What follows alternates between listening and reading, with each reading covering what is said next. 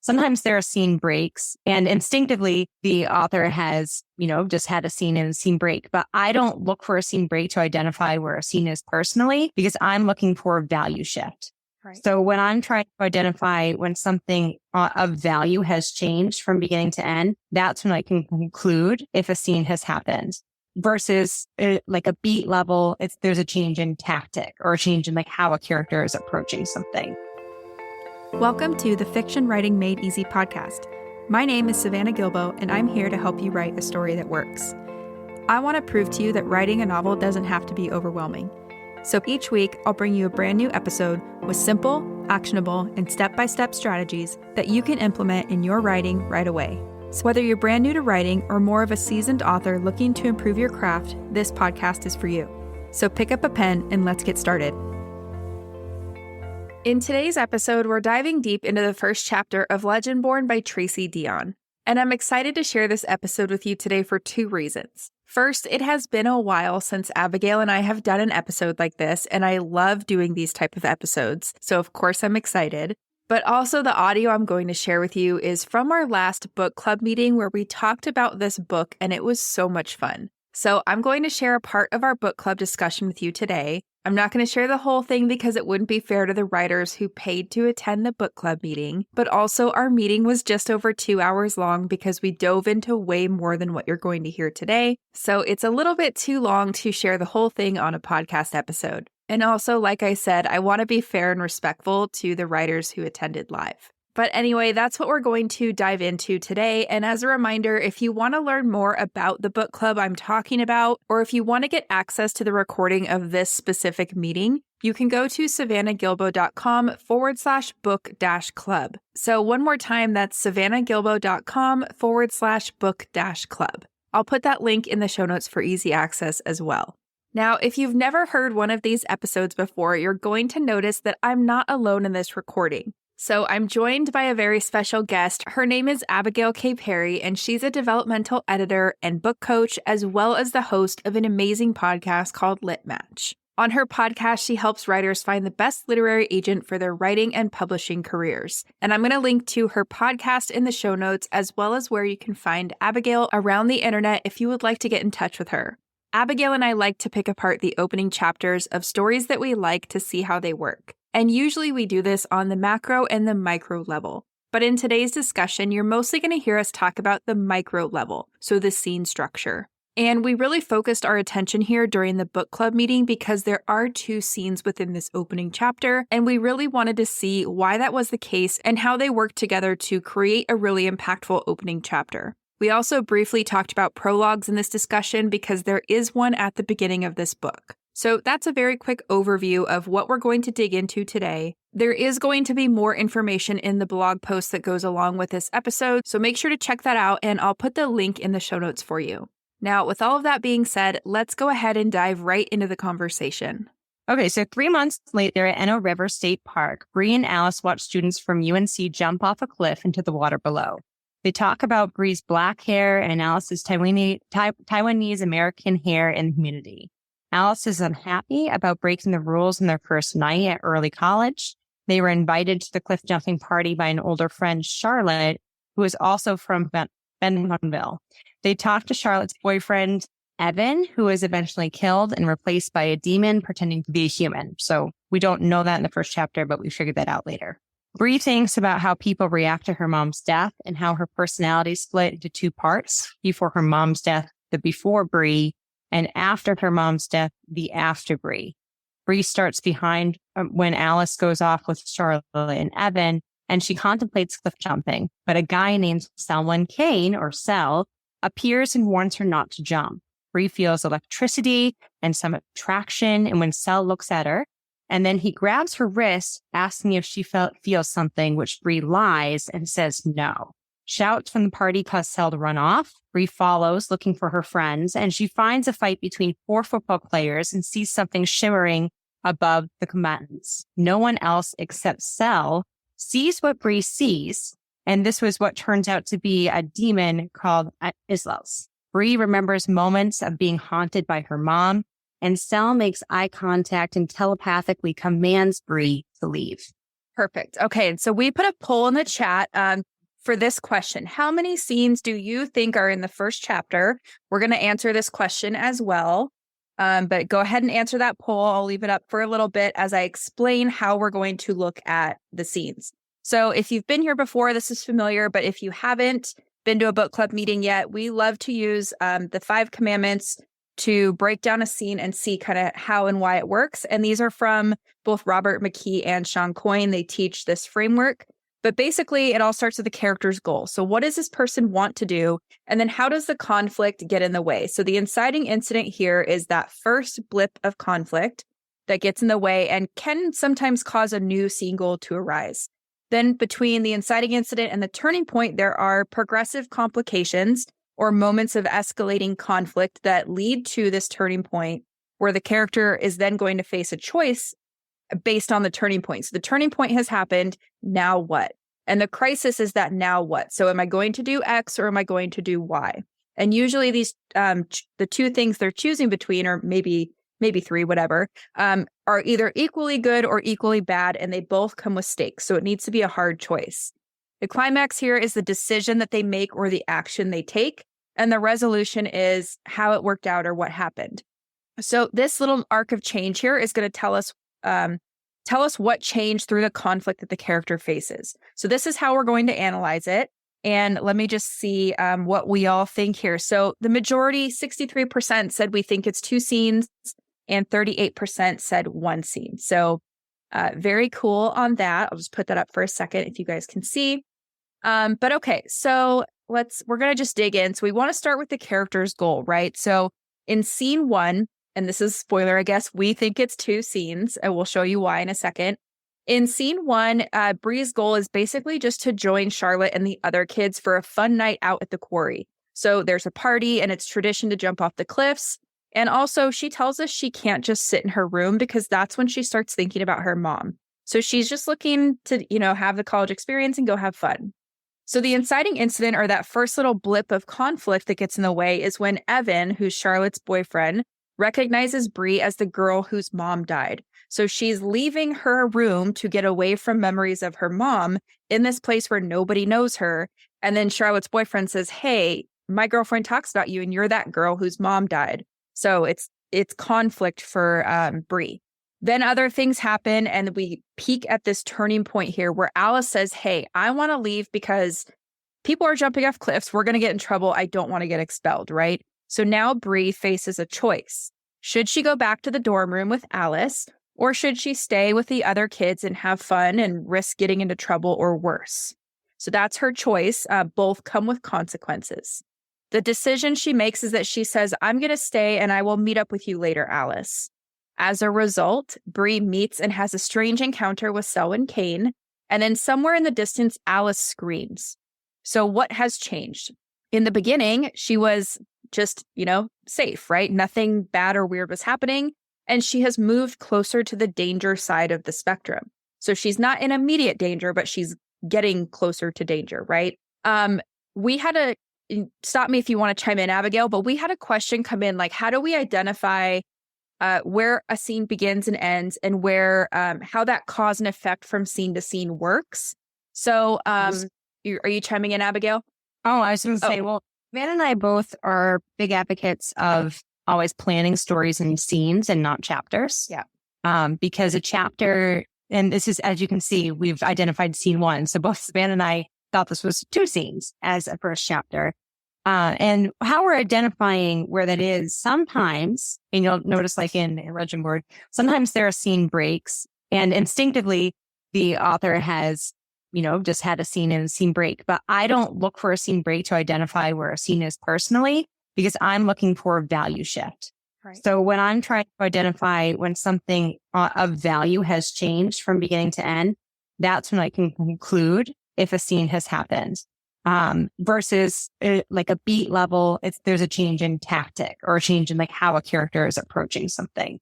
So really, when you're looking at these 5 commandments, they can work on any unit of story, but for the scene itself, we're looking for what is that value shift, and there might be multiple within a chapter. Is there anything else that you would add, Savannah? Yep. So I think that's a great way to look at it, which you'll see the values start to shift at the turning point in that crisis moment. So what she's talking about here is we're saying, okay, if she's gone from being totally safe to being in a little bit of danger, this is when it happens. It's when she decides to stay. So she could have decided to go home to the dorm, and then she would have never been in this position of danger, right? Let's see. And so the other thing, because the question was like, how does the cause and effect work, right? And so we can kind of see here in this resolution, Alice screams, right? So I put this in the resolution, and we can talk about maybe why it's not the inciting incident of the next scene. But I like it here because it's part of what kicks her into the next scene. So this scene is done and Alice screams. So now we go into scene 2, where her goal is to find Alice and say, like, what the heck made my friend scream like that? Are they in danger? Like, what's happening, right? So this resolution prompts this goal. Yes. So then with this goal in mind, the inciting incident here is that Bree comes across a group of boys fighting, and she sees a flicker of light above their head, and it triggers a memory. So we don't know, as readers who are brand new to this story, what's going on, right? We're like, is this magic? What's happening? But it's interesting, and it triggers a memory. Conflict escalates from there, and the turning point is when she realizes nobody can see the flickering creature except for Cell. And then he mesmers her and asks her to leave, but it doesn't work 100%. So this is when things start to change, right? Her choice here is she can go find Alice and Charlotte, and she says this in the text, and hide my curiosity like I hide my grief, or she can stay and figure out what's happening and follow that curiosity. So she, it seems like she might be going to follow it, but before she can decide, smoke and flame envelop Cell. So he kind of just bursts into smoke and flame. And as a resolution, Bree sees Cell and Tor take down the creature with magic. And the creature says it's feeding, and it says it's not by its gate. So, and then Bree runs. So we get some information here about the central plot. And what's changed is that she's gone from being in that slight danger zone to being in more literal danger. So I think what we wanted to talk about, like, why is Alice screaming not the inciting incident? If you thought that or saw that, it's not necessarily wrong. I just it makes sense for my brain when it's part of the resolution and it triggers that goal going into the next scene. Anything you want to add there, Abigail? Well, I'm curious for the people who thought this was one scene. What were people thinking was the crisis for one scene versus two scenes? What was the turning point crisis? Yeah, and you guys can let us know in the chat. I see someone, let me see who's this, Chris, saying they moved to a different area, so unity of place. That can be a signal that it's a new scene, but I don't think it's always, it's not always going to mean a new scene when you go to a different place. I like to really look at the goal. So is the goal the same? And are they changing tactic, like Abigail was saying? Or has the goal changed and now we're in a new scene, whether that's a new location or not? So let us know if you would like in the chat, or come on camera if you want. If you saw something different, if you were on this team one scene, what did you think? And we don't have anyone chiming in yet, so we're gonna go ahead. And yeah, so Stephanie says, I wonder if the creature saying this is not my gate is a breadcrumb about Davis opening the gates. It's not the creature's gate, it's Davis's. Yes, totally. Which is very cool, right? In the first chapter. Hi, Daniel. He says he's team two scene. Yeah, it's hard to say. Okay, so why do we think this opening chapter is effective? Feel free to put your comments in the chat, come on camera, but everyone I saw collectively, we were like, we love this scene, right? I'll put us in the Brady Bunch circles for this.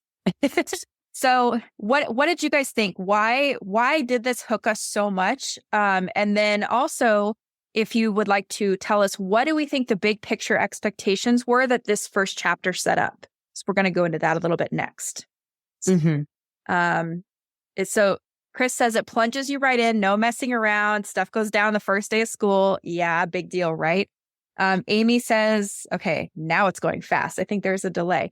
Amy says it draws us in with action. That's relatable. I lost the comment. That's relatable while adding the mysterious element of magic. Yes. Kelly says it raises a question in a great way. So definitely an intro to characters and shows action plus interiority. Yes. Julia kept me reading because it left me with so many questions that I now needed answers to. So that's hallmark of a great chapter, right? Stephanie said the same thing. Lots of hooks and questions and mysteries.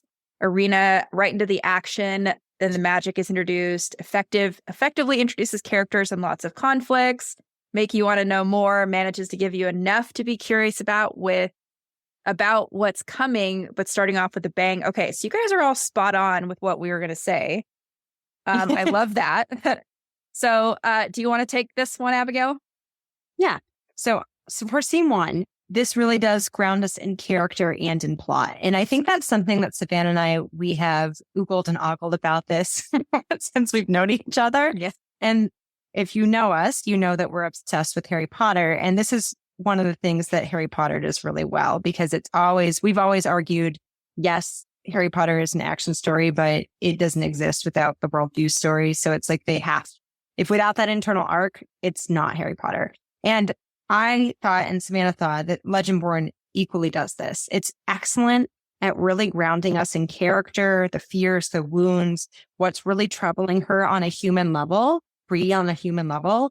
And then it throws us into this like high stakes, wicked cool, magical action plot, right? So it's really doing a great job at combining the two, or as I like to say, they marry one another. So they're working together. The central conflict is also set up here, right? And that's reinforcing again, we have internal and external stakes, and both are extremely high. So we have this demon on campus, and okay, a demon now is on campus. So obviously we're in a fantasy-ish type world here. Like there's something magical to this. We're not in a horror world, right? But it is like this, there's magic, there's lights and all these things.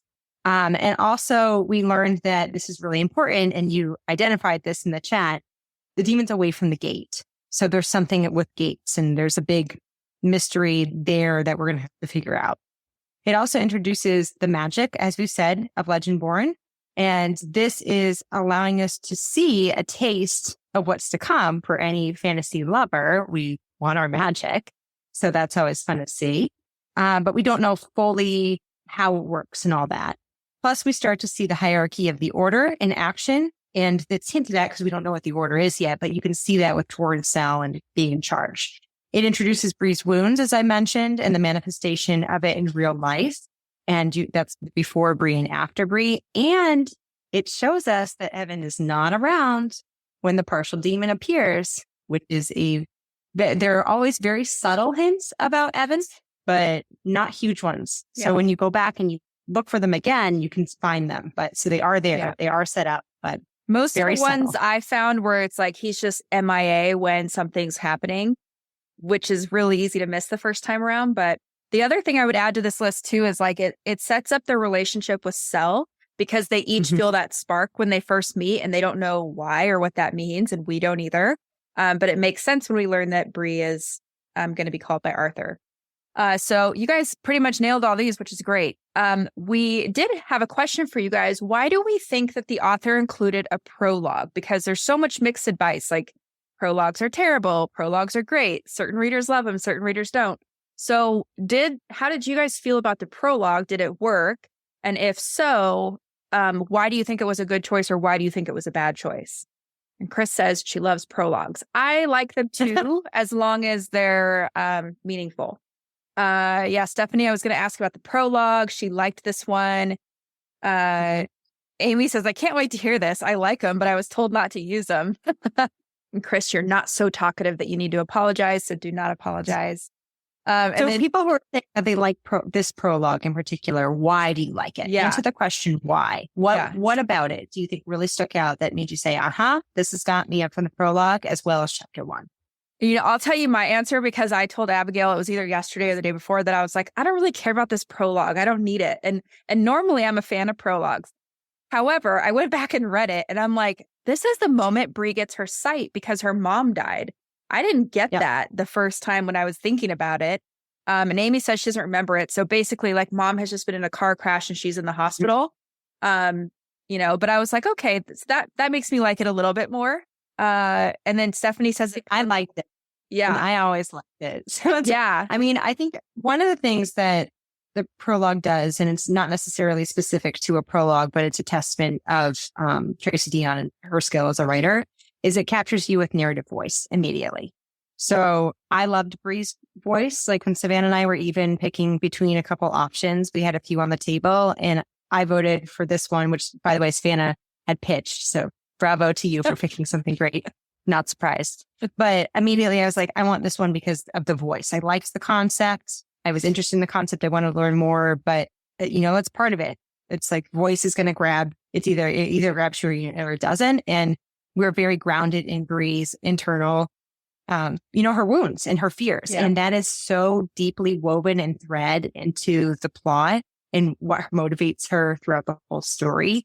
And we're seeing it here in this moment. So maybe it's just because I'm drawn to characters who are grieving. That tends to be what I go for. I go for stories with grief. And this was identifying the loss or the lack. Yeah. So that was huge. And then if you do a second read or, as you learn more in the story, you do actually start to come, as Savannah identified, why this is such an important scene strategically on the external landscape as well as the internal one, because it's holding Bree back, right? It's creating her flawed view that's going to hold her back. It's going to set up her internal arc. Right. But at the same time, it has a lot of important identifications as to what she has to achieve on the external landscape. Right. Yeah. So, and everybody's kind of identifying similar things in the chat. It draws us into her voice and her grief, sets up the relationship with Alice and Bree. So yeah, all that stuff, you guys are spot on. So that's it for today's episode. Thank you so much for tuning in and for showing your support. If you want to check out any of the links I mentioned in this episode, you can find them in the show notes listed in the description of each episode inside your podcast player or at savannahgilbo.com/podcast. If you haven't done so already, make sure you're following this podcast because there's going to be another brand new episode coming out next week. If you're an Apple user, I'd really appreciate it if you took a few seconds to leave a rating and a review. Your ratings and reviews tell Apple that this is a podcast that's worth listening to. And in turn, your reviews will help this podcast get in front of more fiction writers just like you. So if you have a quick second, please leave a rating and a review and share this podcast with some of your friends. And then I'll see you next week with a brand new episode full of actionable tips, tools, and strategies to help you become a better writer. So until then, happy writing.